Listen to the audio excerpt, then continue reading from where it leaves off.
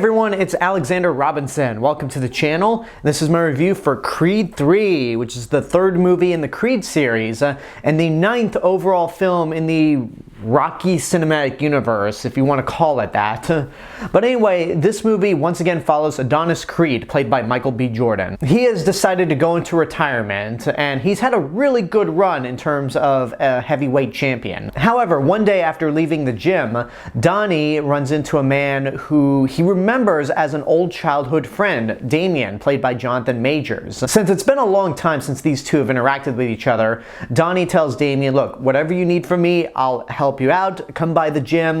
But it turns out that Damien has a bit of a grudge against Donnie for something that happened during their childhood, and this results in real heavy drama between these two characters. What can be said about the Rocky franchise? A series of feel-good movies, with the original film being one of the best movies ever made and winning Best Picture at the time it came out. And even though the sequels have not been to the same standard as the first Rocky, especially once you get into 4 and 5, they're still entertaining enough in their own way. And even with as bad as Rocky 5 can get, none of the movies are unwatchable or flat out terrible, but it's clear that the series needed a breath of fresh air. And in 2015 we got Creed, which I think is excellent, the best movie since the first Rocky and one of the best films of the last decade. And then we got Creed 2, which I enjoyed, but the biggest problem with Creed 2 is that half of the movie took focus away from Adonis Creed and was more focused on Ivan Drago and his son Victor.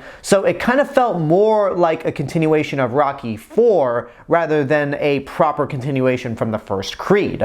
But again, still entertaining, still a good movie at the end of the day. Creed 3 is the first movie in this overall series to not feature Rocky Balboa. And the question, hey, where is Rocky during all this, is something that nobody will even be thinking about asking, because this is a true follow-up to Creed more than Creed 2 was. And not only does Michael B. Jordan star in the movie once again as Adonis Creed, but he's also the director this time around, similar to how Sylvester Stallone directed Rockies 2, 3, 4, and Balboa. And for his directorial debut, Michael B. Jordan does just as good a job behind the camera as he does in front of the camera, and manages to avoid a handful of mistakes that Stallone made with some of his Rocky sequels. More specifically, the tone that 3 and 4 had, where those movies were pretty much a new opponent of the week type movies, and focused on that more than Rocky's development as a character. In this movie, the opponent that Donnie has to fight is important to his past. I guess we'll just jump right into Jonathan Majors right now, who is excellent in this movie.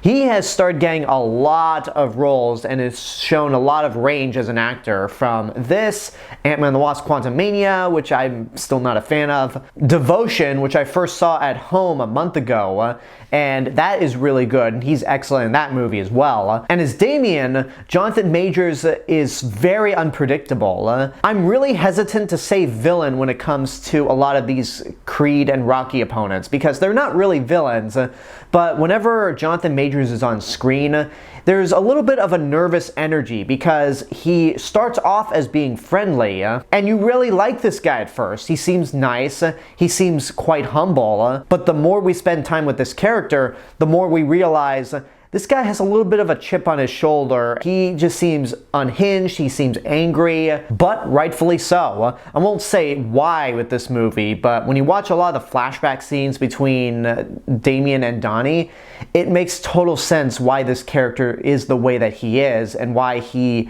and Donnie are kind of in a bad place throughout a lot of this movie. And those boxing scenes are tense. I've always been on the edge of my seat with any of these Rocky or Creed fights. Even the ridiculous over-the-top street fight in Rocky 5, I still find myself invested in that. But in this, I'm like on the edge of my seat. I'm just going, ooh, oh, because the way they are filmed, they're filmed in a way where you are put on edge, and also there's a bit of an anime quality to them. Considering that Michael B. Jordan is the director and he's known to be a big anime fan, it makes total sense why the fights are filmed like anime at points. There's one shot in particular, one slow motion shot in the big final match that is straight up anime. I don't really have that much to say in terms of criticisms. I guess somebody could look at this movie and say it's a little too predictable, and yeah, but all the Rocky movies have been predictable as well. You know where exactly the movie ends. It's just a matter of getting there and the journey you go through. There is a moment, though, that does mirror a dramatic scene in Rocky 3. I won't say much beyond that, but that's probably the closest I'll get to criticizing this movie for being predictable, which isn't a big criticism. Although one thing that did irritate me, this is a nitpick, but there's a line of dialogue before the big training montage where somebody basically tells Donnie straight to his face, "You're old." And I'm thinking, what? Michael B. Jordan is 36 years old. I am 32, and he is in much better shape than I am. So can we just drop this cliche in action movies where a character is being called old, even though they haven't even hit 60 or 70 yet? Like, when you get to that point, sure, but late 30s or like 40s, like in Skyfall? Come on, let's not go that far. That might be a nitpick, but it's something that just kind of threw me off for a second, because at the end of the day, Creed 3 is the second best movie of the Creed trilogy, and fourth overall in the Rocky universe. I absolutely dug this movie. The way it's shot is great. The cinematography is outstanding. The characters are all really good, and other actors like Tessa Thompson are fantastic. It's a great movie overall that I'd say is worth seeing in your lifetime. If you can see this in IMAX, I would recommend going to do that, because the boxing scenes look even better in IMAX.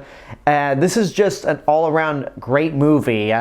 I'm curious to see if it's going to stick around for one of my favorites of the year. We're still early in 2023, and so far I've seen a handful of movies I've enjoyed, but nothing that I would say would be one of my favorites of the year. So we'll see where this lands, if it makes that list or doesn't. And there you go, that's my review for Creed 3. I hope you enjoyed it, and now I want to know what you guys think about the movie. If you've seen it, what did you think? Whatever the case may be, let me know in the comments below. Don't forget to like the video, subscribe to the channel, and hit the bell button to get notifications. You can also follow me on Facebook, Twitter, Instagram, Letterboxd. I'll see you guys in the next video, but until then, have a good day and take care of yourselves.